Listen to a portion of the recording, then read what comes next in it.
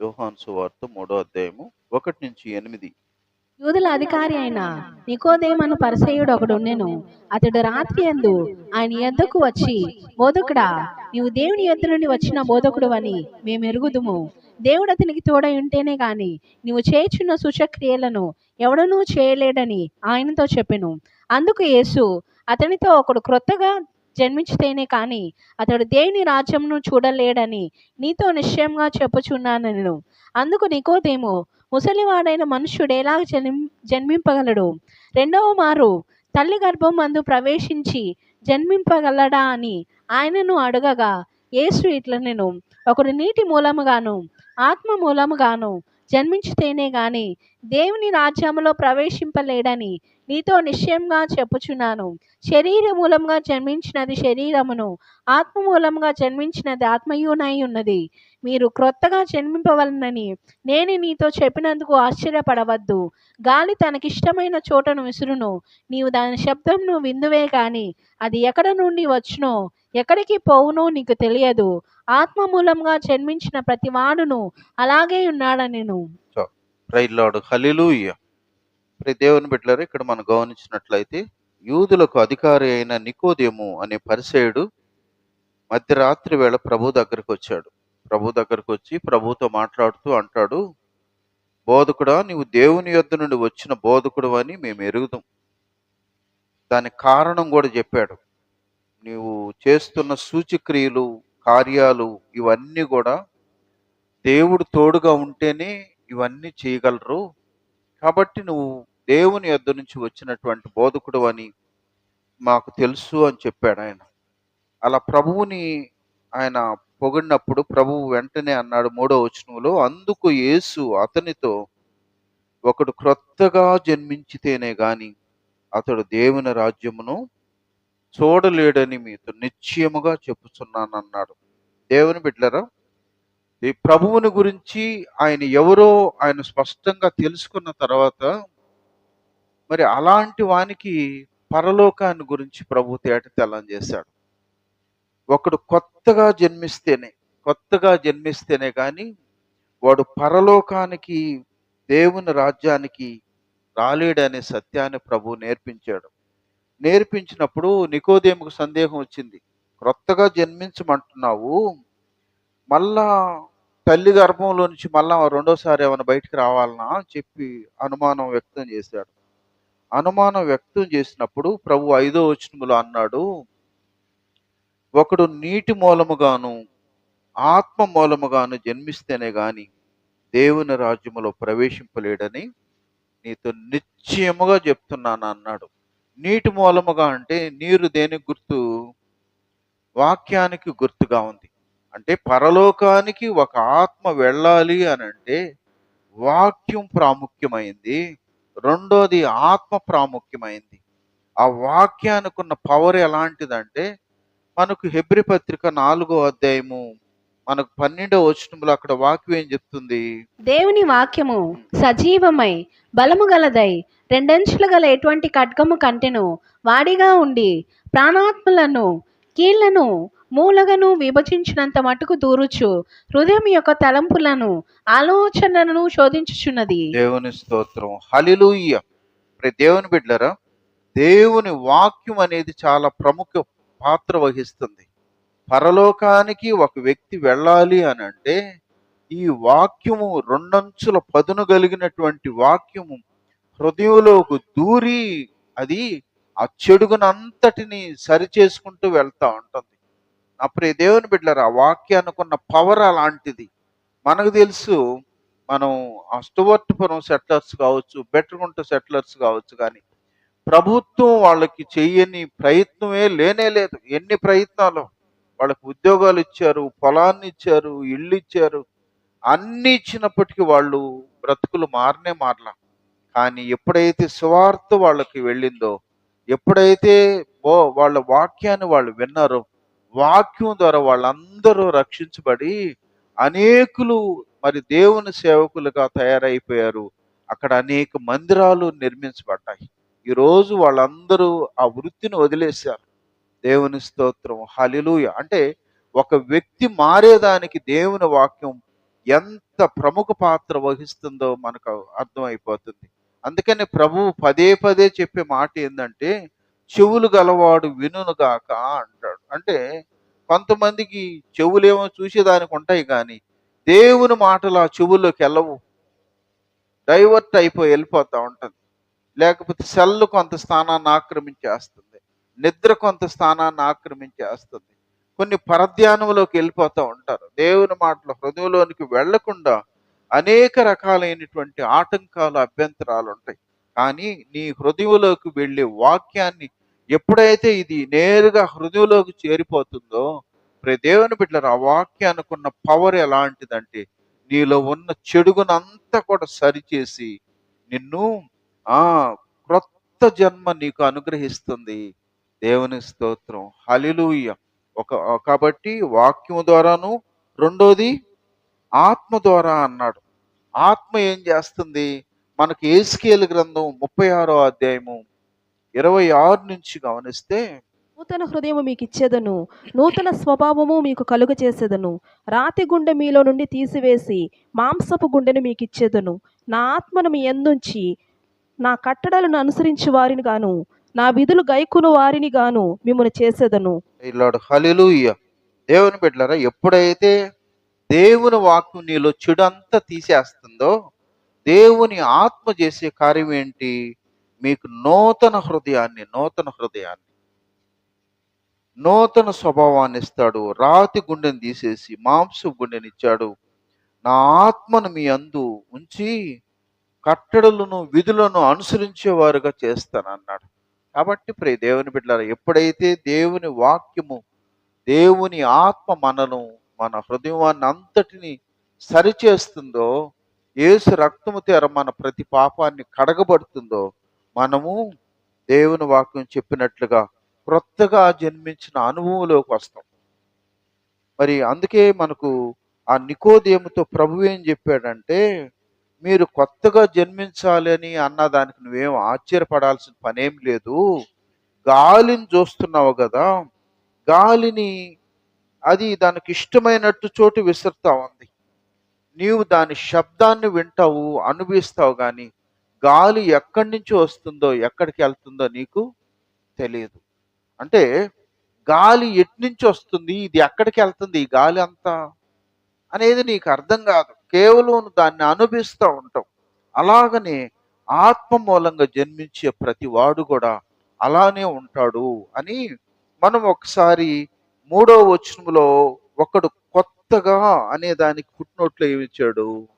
1కి పైనుండి అని అంటాడు. క్రొత్తగా జన్మించటం అని అంటే పైనుంచి జన్మించాలా, లేక ప్రభువు మార్చాలని వాక్యం చెప్తుంది. దేవుని స్తోత్రం. హల్లెలూయా.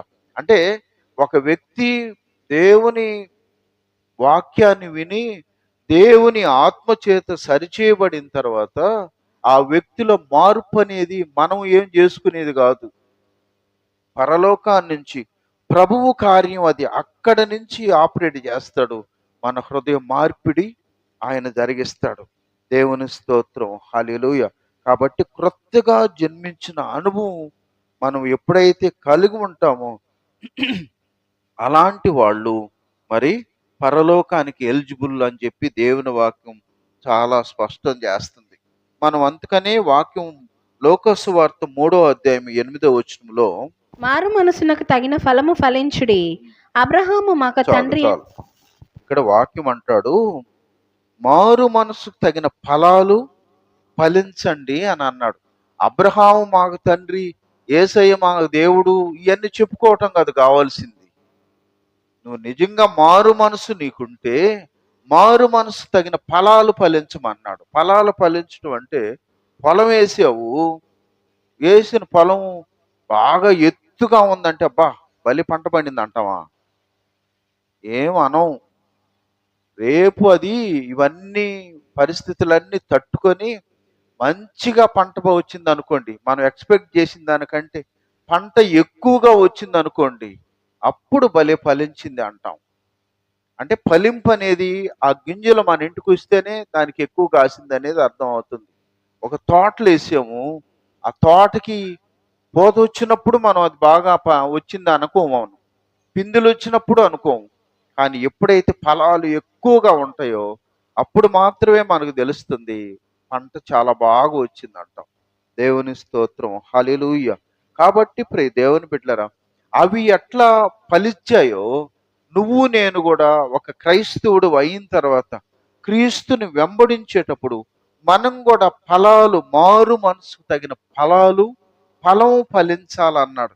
కేవలం ఫలం ఫలించటం అంటే మునుపు రానటువంటి వాళ్ళు చర్చికి రావటం, మన బైబిల్ పట్టుకొని రావటం, పాటలు పాడటం, ప్రార్థన చేయటం, ఇవన్నీ రొటీన్. అది రొటీన్ వల్ల నేను ఫలించానని చెప్పుకునే దానికి లేదు, వాటిని బట్టి కాదు. కానీ వాక్యం మనకేం చెప్తుందంటే ఫలాలు ఫలించమన్నాడు. ఫలాలు ఈ కార్యాలు కాదు, నీకు ఫలం ఫలించమన్నాడు. ఒకవేళ ఫలం ఫలించకపోతే పరిస్థితి ఏంది? 9వ వచనంలో అన్నాడు, గొడ్డలి చెట్టు వేరున ఉంచబడి ఉన్నది కనుక మంచి ఫలము ఫలించని ప్రతి చెట్టును నరకబడి అగ్నిలో వేయబడునని చెప్పెను. చాలు. దేవుని బిడ్డలారా, ఫలాలు ఫలించాలి. ఒకవేళ ఎవరైనా ఫలించకపోతే, ఆ ఫలాలు అనేది మనలో నుంచి రాకపోతే, గొడ్డలి చెట్టు వేరున రెడీగా ఉంది, అది నరకబడి అగ్నిలో వేసేస్తాను అన్నాడు. కాబట్టి ప్రియ దేవుని బిడ్డలారా, అందుకే ఫలాలు ఫలించే వాళ్ళంగా మనం ఉండాల. మనం ఆ పొలమైనా చెట్లైనా ఎలాగా ఫలాలు ఫలించినప్పుడు మనం వాటిని గుర్తిస్తామో, మరి క్రీస్తులోనికి వచ్చినటువంటి నీవు నేను కూడా మంచి ఫలాలు ఫలించే వాళ్ళంగా మనం ఉండాలని ప్రభువు ఇష్టపడుతున్నాడు అనే సత్యాన్ని మనం జ్ఞాపకం చేసుకోవాలి. అందుకని మనకు యేస్కేలు గ్రంథం 18వ అధ్యాయము 27వ వచనంలో అక్కడ వాక్యం అంటాడు, మరియు దుష్టుడు తాను చేయుచూ వచ్చిన దుష్టత్వము నుండి మరలి నీతి న్యాయములను జరిగించిన ఎడల తన ప్రాణము రక్షించుకొనును. రైట్. ఇక్కడ వాక్యం ఏం చెప్తుందంటే, ప్రభువులోనికి రాకముందు నీవు అనుసరిస్తున్నటువంటి ఆ దుష్ట కార్యాలు చేస్తూ ఉన్నావు కదా, చేస్తూ ఉన్నటువంటి ఆ దుష్ట కార్యాలని వాటిని విడిచిపెట్టి మరి నీతి కార్యాలు జరిగించాలి. సపోజు నువ్వు తాగుబోతు పోయినవు అనుకో, రోజు తాగేవాడిని నేను ఈరోజు వారానికి ఒకసారి తాగుతున్నానంటే కూడా కాదు, పర్ఫెక్ట్గా దాన్ని మానేయాల. తిరిగే వ్యక్తిత్వం ఉన్నటువంటి వ్యక్తులు వాటన్నిటి నుంచి ప్రభువులోనికి వచ్చిన తర్వాత వాటన్నిటిలో నుంచి నువ్వు పర్ఫెక్ట్గా మారాల. ఎందుకంటే ఆయన కనుదృష్టిలో మనం ఎంత మారినామో, ఏ మోతాదులో ఉన్నామో కూడా ఆయనకి కనిపిస్తుంది. అందుకని వాక్యం అంటాడు, నీవు నీ ఆ ఆ దుష్టత్వం నుంచి విడిచిపెట్టి నీతి న్యాయాలను అనుసరిస్తేనే నీ ఆత్మ రక్షించబడుతుంది అని అన్నాడు.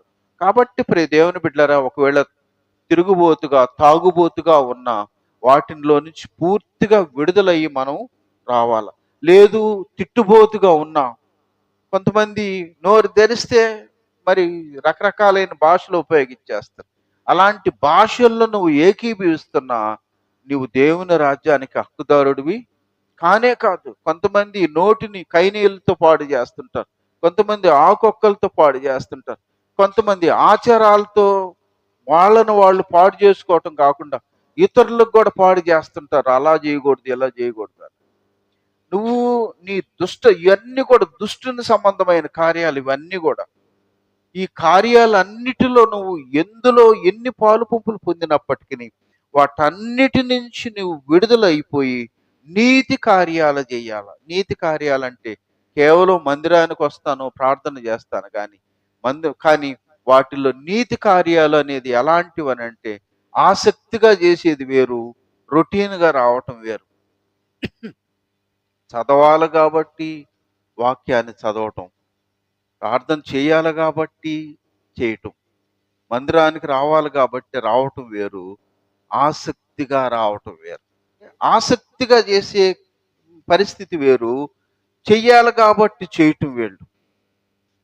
దేవుని బిడ్డలారా, మన ఆసక్తిని ఇప్పుడు మరి దావీదు గొర్రె మీదకి సింహం ఎలుగుబంటి వచ్చినప్పుడు ఎవ్వడూ లేడాడ, కానీ ఆయన ఆసక్తి ఏం తెలుసా? గొర్రెను పోగొట్టుకునే దానికి ఇష్టం లేదు కాబట్టి సింహాన్ని ఎలుగుబంటిని కూడా చంపేశాడు. ఎప్పుడైతే వాటి వరకు ప్రాణానికి తెగించాడో దేవుడు అన్నాడు, శభాషరా నువ్వు అని చెప్పి ఆయన అంత పెద్ద రాజ్యం మీద రాజుగా. అంటే మనం కొంతమంది చూడాలని కోరుకుంటారు. మనం చేసే పనులు, మనం ఇచ్చే ఎంత డబ్బులు ఇస్తున్నాము, ఏమేం చేయాలో చాలామంది ఇతరులు చూడాలని కోరుకునే వాళ్ళు ఉంటారు. ఇతరులు చూసినా చూడకపోయినా నీకు నష్టం లే. నువ్వు చేసే ప్రతి కార్యాన్ని, ప్రతి ఆలోచనని ఎరిగినటువంటి ప్రభువు నీకు ఎంత మోతాదులో నీకు తిరిగి జీతం ఇవ్వాలనో ఆయన లెక్కలో ఉన్నాయి. దేవుని స్తోత్రం, హల్లెలూయా. కాబట్టి దేవుని వాక్యం ఏం చెప్తుందంటే, నువ్వు చేస్తూ ఉన్నావు ఇంతకు ముందు, వాటన్నిటిలో నుంచి విడిచిపెట్టి నీవు నీతి కార్యాలు జరిగించాలా. నీతి కార్యాలు, సువార్తలు చేస్తాను, మందిరాన్ని క్లీన్ చేసుకుంటాను, ఆత్మల కొరకు ప్రయాసపడతాను, సాక్ష్యాలు చెప్తాను, ఇవన్నీ కూడా నీతి కార్యాల కింద వస్తూ ఉంటాయి. కాబట్టి ప్రియ దేవుని బిడ్డలారా, ఎప్పుడైతే మనం వాటిని విడిచిపెట్టడం ఒక ఎత్తు అయితే, మరి మనం ప్రారంభించే ఈ నీతి కార్యాలు ఎప్పుడైతే చేస్తామో వీటన్నిటిని కూడా ప్రభువు ఆయన దృష్టించి ఉన్నాడు అనేది జ్ఞాపకం చేసుకోవాలి. ఇంకొక మాట మనం యెషయా గ్రంథం 1:16-17 అంటాడు, మిమ్మల్ని కడుక్కొనుడి, శుద్ధి చేసుకొనుడి, మీ దుష్క్రియలు నాకు కనబడకుండా వాటిని తొలగింపుడి, కీడు చేయటం మానుడి, మేలు నేర్చుకునుడి, న్యాయం జాగ్రత్తగా విచారించుడి, హింసింపబడు వానిని విడిపించుడి. చాలు. ప్రియ దేవుని బిడ్డలారా, ప్రభు అంటాడు, మిమ్మును మీరు కడుక్కోమన్నాడు. మిమ్మును కడుగుకొనుడి, శుద్ధి చేసుకొనుడి అని అంటాడు. శుద్ధి చేసుకోవాలి. మన ముఖానికి బురద పడితే, పేడ పడితే వాటిని వెంబడే కడుగుతాం. పాపపు మరకలు, పాపపు డాగులు ఉన్నప్పుడు వాటిని ఎంత ఖచ్చితంగా కడుక్కోవాలి. వాటిలో నుంచి బయటపడేదానికి ఎంత ఖచ్చితమైనటువంటి రీతిలో ప్రభువుని వెంబడించాలి. కాబట్టి మిమ్ముని మీరు కడుక్కోమన్నాడు. వాక్యం తేటతెల్లని చెప్తుంది. శుద్ధి చేసుకోండి అంటాడు. మీ దుష్క్రియలు, దుర్మార్గమైన దుష్టుని క్రియలు మీలో నాకు కనబడకుండా వాటిని తొలగించండి. కీడు చేయటం మాని మేలు చేయటం నేర్చుకోండి అంటాడు. న్యాయాన్ని జాగ్రత్తగా విచారించండి, హింసించబడే వారికి విడిపించండి అన్నాడు. కాబట్టి ప్రియ దేవుని బిడ్డలారా, అంటే ఇవన్నీ కూడా దేవుడు దృష్టించే కార్యాలు. ఇతరులకి కీడు చేయటం, ఇతరులను మనం బాధించటం, ఇతరులను నొప్పించటం, ఇతరులను మనం గాయపరచటం, ఇలాంటివన్నీ కూడా దేవుడు దృష్టి ఇచ్చాడు. వాటిని చేసేదానికి నీకు ఎవడు అధికారం ఇలా. కానీ నువ్వు అలా చేస్తే మాత్రం దేవుని దృష్టిలో ఇవన్నీ కూడా లెక్క చెప్పాల్సిన వారంగా మనం ఉంటున్నాం. నా ప్రియ దేవుని బిడ్డ, కాబట్టి అందుకే ఇలాంటివన్నీ కూడా ఆయన గమనిస్తున్నాడు. కాబట్టి ఆయనకి కనపడకుండా ఉండాలంటే మనం ఇంకేడ దాగేదానికి లేదు. కాబట్టి ప్రియ దేవుని బిడ్డలారా, వాటన్నిటి ప్రభువు దృష్టిలో కనపడకుండా ఉండాలంటే మనం నీతి కార్యాలని వెంబడించి ప్రభువుకి ఇష్టమైనట్లుగా మనం ముందుకు వెళ్ళాలి. అది ఒక ఎత్తు అయితే, ఇంకొక మాట మనం యెషయా గ్రంథం 48:1 యాకోబు వంశస్థులై ఇశ్రాయేలు అను పేరు కలిగిన వారలారా, యూదా జనములలో నుండి బయలుదేరి వచ్చిన వారై యెహోవా నామము తోడని ప్రమాణము చేయుచు, ఇశ్రాయేలు దేవుని నామమును స్మరించుచు, నీతి సత్యములను అనుసరింపని వారలారా, ఈ మాట ఆలకించుడి. ఇక్కడ అంటాడు, ఇశ్రాయేలు అని పేరు కలిగిన వారు, దేవుని ప్రజలని పేరు కలిగినటువంటి వారుగా ఉన్నారు. వాళ్ళు యెహోవా నామము తోడని ప్రమాణం చేస్తా ఉన్నారు. ఇంకా మరి దేవుని నామాన్ని స్మరిస్తూ ఉంటారంట. ఎప్పుడు కూడా గుర్తు చేసుకుంటా ఉంటారంట. దేవుణ్ణి గుర్తు చేసుకుంటారు. ఇవన్నీ బాగానే ఉన్నాయి. దేవుని పేరు పెట్టబడిన వారు, మరి ప్రమాణం చేసేవాళ్ళు, దేవుని నామాన్ని స్మరించేవాళ్ళు, దేవుణ్ణి స్తుతించేవాళ్ళు, ఇవన్నీ మంచి లక్షణాలు ఉన్నాయి.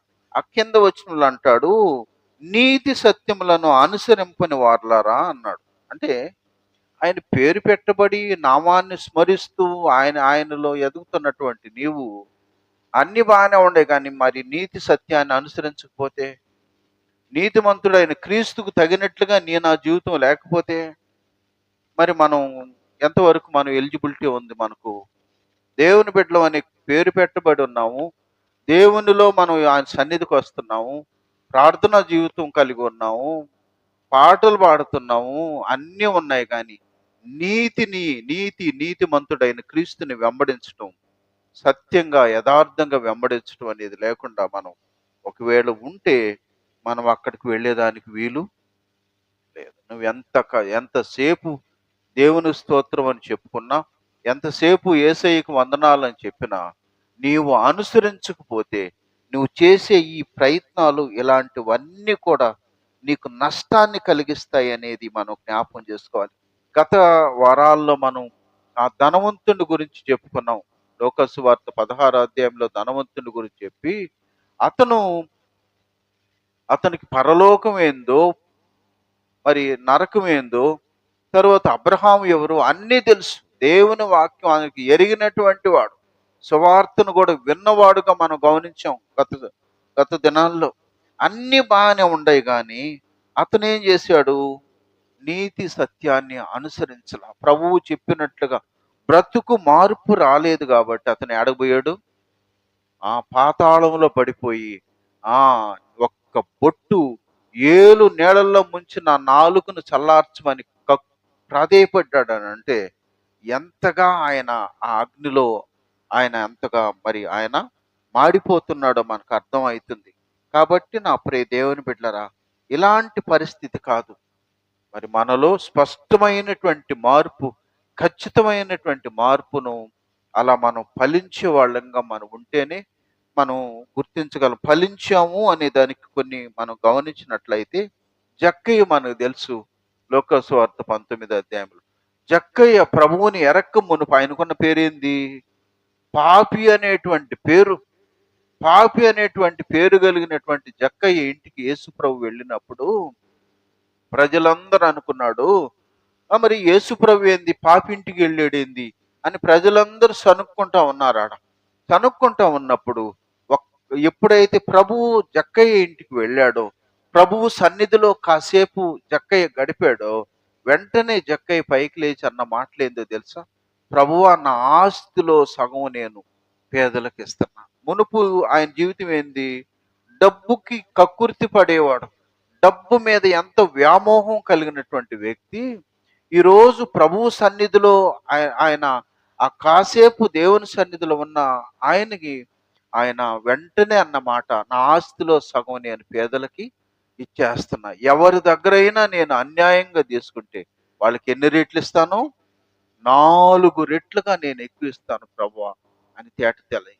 దేవుని బిడ్డ జక్కయ్యలో ఆ ఫలం అనేది అది మునుపుకిను ప్రస్తుతానికి అంత స్పష్టమైనటువంటి తేడాను జక్కయ్య చూపించిన వెంటనే ప్రభు అన్నాడు, ఇతడు కూడా అబ్రహాము కుమారుడే. దేవుని స్తోత్రం, హల్లెలూయా. అంటే ఫలం అనేది అంత ఖచ్చితమైన రీతిలో ఫలం అనేది కనిపించాలి. ఫలం అంటే నేను నేను నేను నీ నీతిమంతుడు, నేను మారు మనసు పొందాను, పరలోకానికి నేను అంటే వెళ్ళిపోతున్నాను, ఈ కథలు కాదు. కానీ లోకానికి మనం స్పష్టమైనటువంటి రీతిలో మన మార్పు లోకానికి కనిపించాలి. అందుకే ఒక భక్తుడు అన్నది, 4 సువార్తలు పరిశుద్ధ గ్రంథంలో ఉన్నాయి కానీ 5వ సువార్త అయినటువంటి నిన్ను నన్ను మాత్రం లోకం అందరూ 10% చదువుతారు అని చెప్పాడు. ఆ 4 సువార్తలు చాలా మంది చదవరు కానీ 5వ సువార్త అయినటువంటి నిన్ను నన్ను ఖచ్చితంగా అందరూ చదువుతారు అని ఆయన తేట తెల్లం చేశాడు. కాబట్టి ప్రియ దేవుని బిడ్డలారా, అందుకే జక్కయ్య జీవితం అలా ఖచ్చితంగా కనపరచగలిగాడు.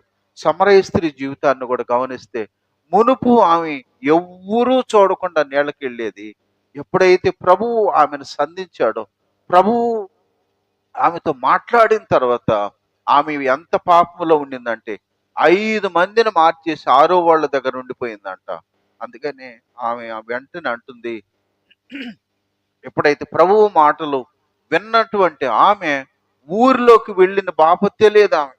ఎందుకంటే ఊర్లో అందరూ ఎగతాళి చేస్తారు, హేళన చేస్తారు అనేటువంటి స్థితిలో ఉన్నటువంటి ఆమె ఎప్పుడైతే ప్రభువు ఆమె హృదయంలోనికి వచ్చిన తర్వాత పాపానికి గుర్తుగా కొండను విడిచిపెట్టేసింది.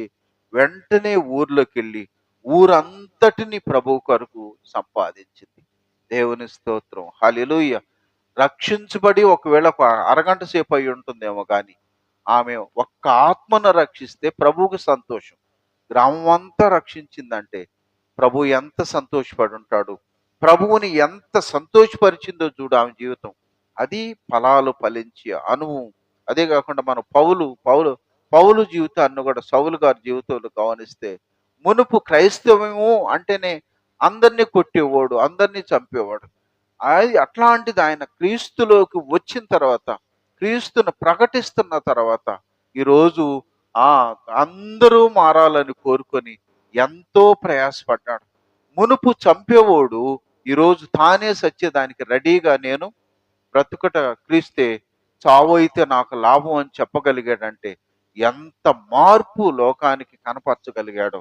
నా ప్రియ దేవుని బిడ్డలారా, ఈ రీతిగా ఎత్తుకుంటే ఎంతో మంది ఈరోజు సాక్ష్యాలు ఉన్నాయి. ఈరోజు నువ్వు నేను మారు మనసు పొందిన వాళ్ళల్లో ఉన్నావా? పరలోకానికి మనం క్రొత్తగా జన్మించిన అనుభవంతో మనం ఉన్నావా?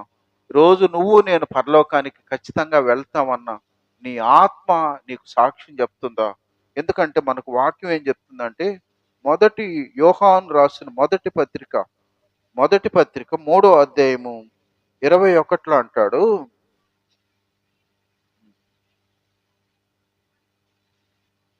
చాలు ప్రైలాడు హల్లెలూయా.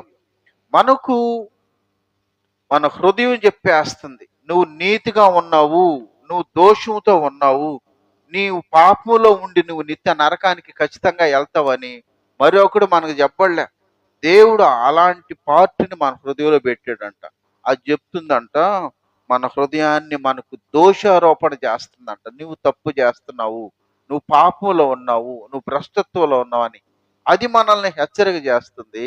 లేదు, మనం ఏ తప్పు లేకుండా ఉన్నాము, లోకం నిందిస్తుంది, ఇదే హృదయం చెప్తుంది లోకం అంతా నిందించుకున్నా. అందుకే ఒక దైవజనుడు అంటాడు, ఈరోజు నేను దేవుని పని చేస్తున్నాను, నన్ను గూర్చి వాళ్ళు ఇలా ప్రకటిస్తున్నారు, ఇలా నిందిస్తున్నారు, నేను ఎప్పుడు ఏ తప్పు చేయలేదు, నా హృదయం నా మీద దోషారోపణ చేయట్లేదు. మనుషులు నిందిస్తా ఉన్నారు, మనుషులు నువ్వు ఏలెత్తు చూపిస్తున్నారు, కానీ నా ఆత్మ నా హృదయం చెప్తుంది నాలో ఏ లోపం లేదని. దేవుని స్తోత్రం, హల్లెలూయా. కాబట్టి ప్రియ దేవుని బిడ్డలారా, మన హృదయం మనల్ని దోషారోపణ చేయకుండా ఉండాలి అని అంటే ప్రభువు చెప్పినట్లుగా మనల్ని మనం మరి ప్రభువు ఆశించినట్లుగా మనం మారు మనసు పొందిన వారంగా, మారు మనసు తగిన ఫలాలు ఫలించిన వారంగా మనం ఉండాలని దేవుడు ఇష్టపడుతున్నాడు. అయితే మనకి ఇక్కడ మాట అంటాడు, 2 కొరింథీ 7వ అధ్యాయము 10-11 వచనం. ఇష్టానుసారమైన దుఃఖము రక్షణార్థమైన మారు మనసును కలుగజేయును. ఈ మారు మనసు దుఃఖమును పుట్టించదు. అయితే లోక సంబంధమైన దుఃఖము మరణమును కలుగజేయును. చాలు, ప్రైజ్ లార్డ్, హల్లెలూయా. ఇక్కడ అంటాడు, దైవ చిత్తానుసారమైన దుఃఖము రక్షణార్థమైన మారు మనసు కలుగజేస్తుంది.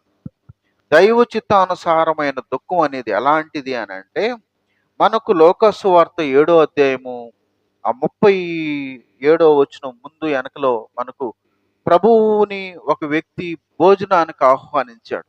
భోజనానికి ఆహ్వానించి ప్రభు ఆ పంక్తిలో కూర్చున్నప్పుడు అక్కడ ఉన్నటువంటి ఒక పాపాత్మురాలైన స్త్రీ ప్రభు వెనకాల వచ్చి ప్రభు పాదాల దగ్గర కూర్చొని కన్నీరు కారుస్తుందంట. ఎంత కన్నీరు కార్చింది అని అంటే, ప్రభు పాదాలన్నీ కూడా తడిపేసిందంట ఆమె కన్నీరుతో. పాదాలని తడిచిపోయిన తర్వాత తన తల వెంట్రుకలతో పాదాలని తుడిచి ముద్దు పెట్టుకుంటుంది. దేవుని స్తోత్రం, హల్లెలూయా. అంటే దైవ చిత్తానుసారమైన దుఃఖం అని ఎందుకన్నాడు అని అంటే, తను చేసింది తప్పు అని తెలుసు, తను తిరుగుళ్ళు తనకు తెలుసు, రేపు తను చెప్పినట్లుగా తన ఆత్మ నిత్య నరకానికి వెళ్తే యుగాలు ఆ నరకంలో ఉండాల్సిన పరిస్థితి వస్తుందని తెలిసినటువంటి ఆమె, అందుకే ప్రభువు మన కొరకు ప్రాణం ఇచ్చే దానికి వచ్చినటువంటి ప్రభువు దగ్గరకు వచ్చి, అందుకే దైవచిత్తానుసారంగా ఎంత కన్నీరు కార్చిందంటే, ఆయన పాదాలు తడిపెంతగా కన్నీరు కార్చింది. అందుకే ప్రియ దేవుని బిడ్డలారా, ప్రభు వెంటనే అన్నాడు, అమ్మా నీ పాపాలు క్షమించబడి ఉన్నాయి. దేవుని స్తోత్రం, హల్లెలూయా. అంటే అలాంటి పశ్చాత్తాప మనసు రావాలి.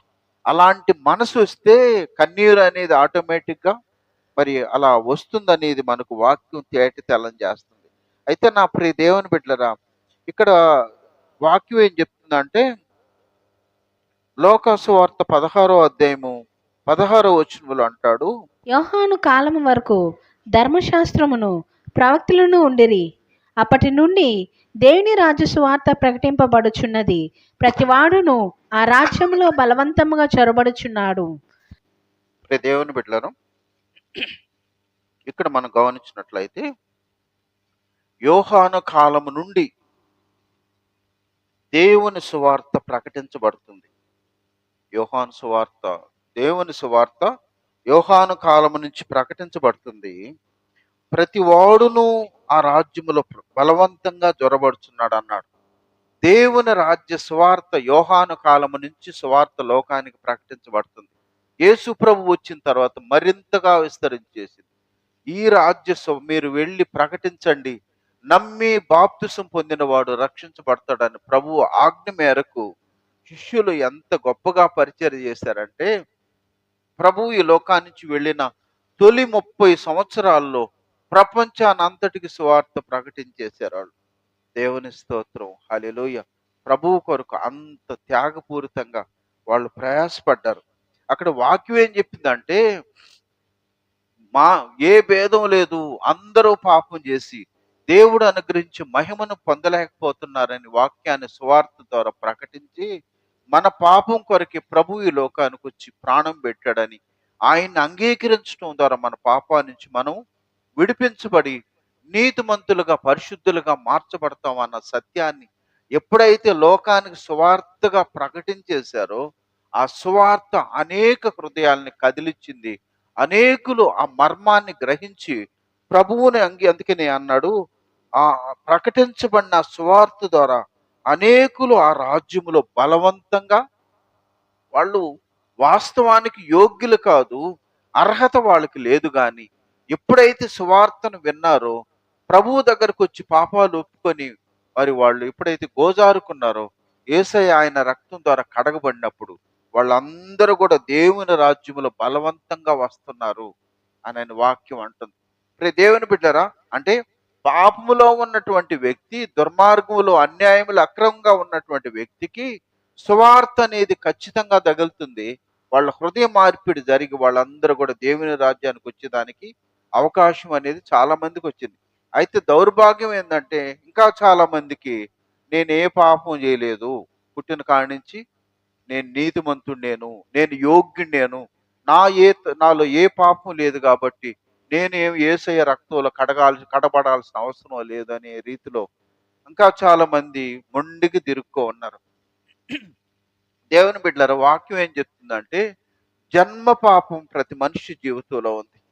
అందుకని దావీదు అన్నాడు, నేను పాపములో పుట్టిన వాడును, పాపములోనే నా తల్లి నన్ను గర్భం ధరించింది అన్నారు. జన్మ పాపం ప్రతి ఒక్క జీవితంలో ఉంది. కర్మ పాపం అనేది ప్రతి ఒక్కరు ఎదుగుతూ దేవునికి అవిధేయంగా జీవించిన కర్మ పాపం అనేది ఉంది. పాపం అంటే ఏందో తెలుసా? దేవుణ్ణి ఎరక్కపోవటమే పాపం. కాబట్టి దేవుని బిడ్డలారా, లోకానికి పాపం అనేది ఖచ్చితంగా ఉంది. మరి నేను ఏ పాపము లేదనేటువంటి రీతిలో వాళ్ళు ఇంకా అలానే ఉండిపోతే వాళ్ళ పాపాన్ని బట్టి రేపు వాళ్ళ ఆత్మ ఎక్కడికి వెళ్తుంది? నిత్య నరకానికి వెళ్తుంది. కాబట్టి నా దేవుని బిడ్డ, ఈరోజు క్రైస్తవులు భారంతో ఉపవాసం ఉండి కన్నీరు కార్చేది ఎందుకు అని అంటే, వాళ్ళకి తెలియకుండానే వాళ్ళ ఆత్మలు నరకానికి వెళ్తా ఉన్నాయి. కాబట్టి అందుకే దేవుడిచ్చిన ఈ భారం ప్రజలు నశించిపోతున్నటువంటి ఆత్మల కొరకు దేవుని సన్నిధిలో ప్రార్థించడం, ప్రాధేయపడటం, కన్నీరు కార్చడం ఎందుకు అని అంటే, దేవుడు పెట్టిన భారం అది అనేది జ్ఞాపకం చేసుకోవాలి. కాబట్టి దేవుని బిడ్డలారా, మనం మన బాధ్యత, అది ప్రకటించాల్సిన బాధ్యత, కార్యం చేసేది దేవుడి ఇష్టం. కాబట్టి అలా కొంతమంది నశించిపోతున్నారు. ఇంకా కొంతమంది విశ్వాసులుగా మనకు ప్రభు చెప్పాడు కదా, ఇద్దరు పొలంలో ఉందురు, మత్తయి సువార్త 24వ అధ్యాయంలో 40వ వచనంలో అక్కడ వాక్యం ఏమంటుందంటే, ఇద్దరు పొలములో పనిచేస్తుంటే ఒక్కరు ఎత్తబడతారు, ఒక్కరు విడవబడతారు అన్నాడు. ఇద్దరు తిరుగులు విసురుతూ ఉంటే ఒక్కరు విడువబడతారు, ఒకరు ఎత్తబడతారు. అంటే ప్రతి ఇద్దరిలో ఒక్కరు విడిచిపెట్టబడతారు అని వాక్యంలో ప్రభువు చాలా స్పష్టంగా చేశాడు. ఎందుకు అని అంటే, విశ్వాసిగా పేరు పెట్టబడి విశ్వాసులే అనేటువంటి రీతిలో లోకానికి మనం కనపరచబడినటువంటి మనలో ప్రతి ఇద్దరిలో ఒక్కరు విడిచిపెట్టబడతారు అన్నాడు. దానికి కారణం ఏంటి అని అంటే, ఇక్కడ ఒక రెండు రకాలైనటువంటి మనుషుల్ని వాక్యం మనకు స్పష్టం చేసింది. 2 పేతురు 2వ అధ్యాయము 22వ వచనంలో కుక్క తన వాంతికి తిరిగినట్టును కడుగుబడిన పంది బురదలో దొర్లుటకు మళ్ళినట్టును అను నిజమైన సామెత చొప్పున వీరికి సంభవించెను. దేవుని బిడ్డలారా, కుక్క తన వాంతికి తిరుగుతుంది, ఫుల్లుగా తినేస్తుంది, కక్కేస్తుంది. కాసేపు అయిన తర్వాత అటు ఇటు తిరిగి వచ్చి మళ్ళీ తినేస్తుంది. ఎందుకు అని అంటే, దేవుని వాక్యాన్ని విన్నప్పుడు, దేవుని మాటలు సంధించినప్పుడు, దేవుడు ఆ హృదయంలో కార్యం చేసినప్పుడు, నిజమే నేను బ్రతుకు మార్చుకోవాలి, నా ఆత్మ ఆడ ఉండాలంటే, నా కోసం ప్రభు చేసిన ఈ బలియాగం వ్యర్థం కాకుండా ఉండాలంటే నాలో మార్పు రావాలనే మనసు వచ్చేస్తుంది. కాసేపు అయిన తర్వాత, ఒక రోజు అయిపోయిన తర్వాత తిరిగి మళ్ళా రొటీన్ అయిపోతుంది. అందుకనే వాళ్ళని ఎలా పోల్చింది దేవుని వాక్యము? కుక్క తన వాంతికి అంటే ఒకసారి తీర్మానం చేసుకొని, ఒకసారి నిర్ణయించుకొని, తిరిగి కుక్కలాగా మరలా అదే జీవితంలో అలవాటు పడే జీవితాలు ఉన్నాయని దేవుని వాక్యం చాలా స్పష్టం చేస్తుంది. కడగబడినటువంటి పంది బురదలో దొల్లినట్టు. ఒకడు పంది కావాలి, పెంచుకోవాలని కోరుకున్నాడంట. తెల్ల పందిని చూసి పెంచుకోవాలని ఆశపడ్డాడంట, కానీ తీసుకొచ్చి కట్టేసి సాగుతున్నాడంట. ఒకరోజు కట్టేసి ఉన్నాను కదా, కాసేపు వదలదామని వదిలి కాసేపు ఏమారేటప్పటికి పోయి బురదలో పడిపోయిందంట. తెల్లటి పంది ఒళ్ళంతా బురద పూసుకొని వచ్చేసిందంట. ఇదేంది రబ్బా, ఇంత కష్టపడి ఇన్ని రోజులు సాకి ఏం చేసినప్పటికీ దాని బ్రతుకు మారనే మారదు.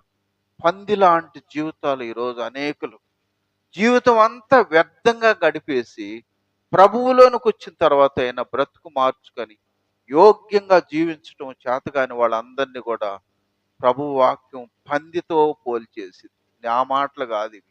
కాబట్టి దేవుని బిడ్డలారా, ఇలాంటి వాళ్ళు ఏమవుతారు? ప్రతి ఇద్దరిలో ఒక్కరు విడిచిపెట్టబడిన స్థితిలోకి వెళ్ళిపోతారని దేవుని వాక్యం స్పష్టం చేస్తుంది.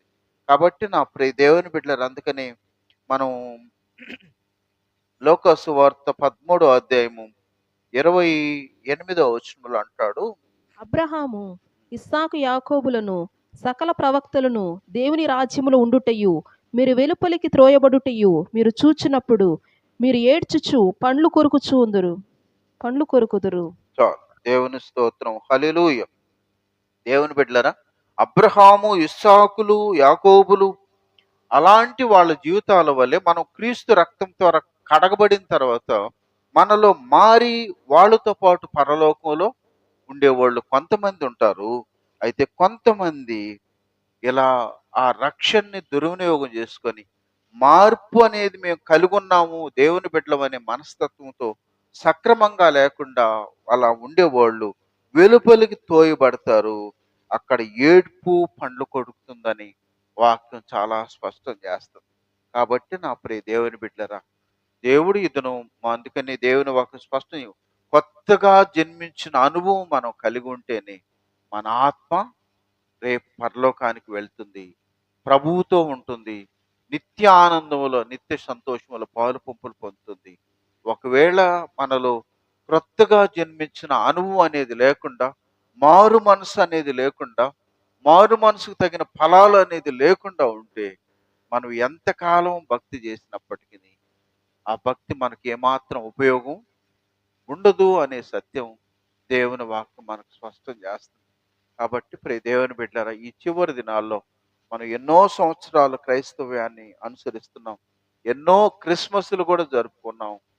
కానీ ఒకవేళ మారు మనసుకు తగిన ఫలాలు మనలో లేకుండా ఉంటే, క్రొత్తగా జన్మించిన అనుభవం మనలో లేకుండా ఉంటే, మన ప్రయాస అంతా కూడా వ్యర్థమైపోతుందేమో. అలా కాకుండా ఉండాలంటే ప్రభువు నీతో నాతో మాట్లాడినప్పుడు మనం సరి చేసుకొని, ప్రభు రాజ్యం కొరకు, ఆయన రాకుడు కొరకు పూర్ణంగా మనం సిద్ధపడదాం.